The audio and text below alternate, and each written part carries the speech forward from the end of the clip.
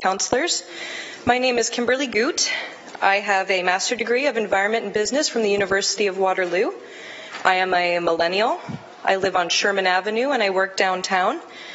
Like many millennials who've been bombarded with stories of climate change for most of their adult lives, I have strong environmental values. And I know that my future depends on the actions that I take today. This is what brings me here before you to speak in support of the LRT on behalf of over 20 young volunteers from Sustainable Hamilton Burlington, volunteers who dedicate their lives and careers to make a more equitable and prosperous future for our citizens.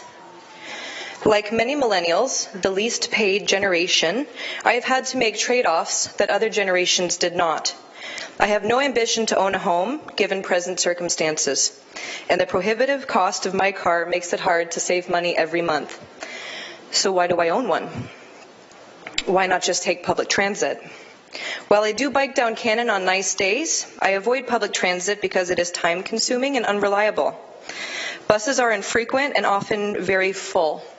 I took public transit for 6 years before owning a vehicle, and if I had all of the time back that I spent waiting for a bus, I could write all of my memoirs.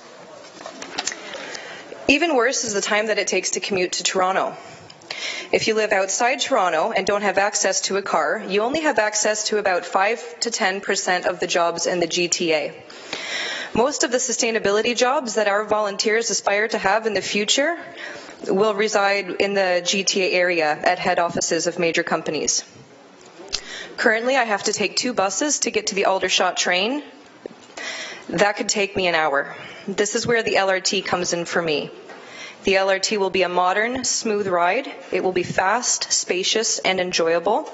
It will take me from the downtown GO station to the downtown GO station from door to door in less than half an hour, where in a few years I'll be able to connect to the Lakeshore West train to Toronto every 15 minutes. Yes, 2023 is just a few years away. Hamilton is expecting an influx of over 100,000 people in the next 20 years, and we can bet that many will have cars and many will have jobs outside of Hamilton. I know that the reality for my millennial peers is that we do not have the luxury of living and working in the same town. Some spend 2 hours or more a day commuting. This commuter lifestyle contributes to massive environmental risks.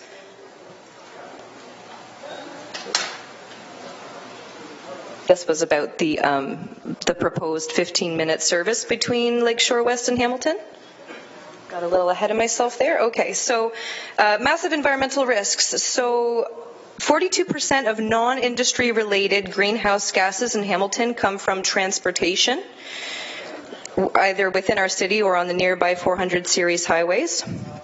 Climate change, crop failures from drought, natural disasters, and mass migration due to rising sea levels are realities that our generation has to live with long after older generations are gone.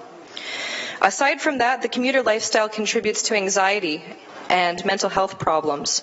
An Ipsos poll in 2015 showed that 53% of Canada's young adults in the millennial group are grappling or at risk of grappling with depression and anxiety.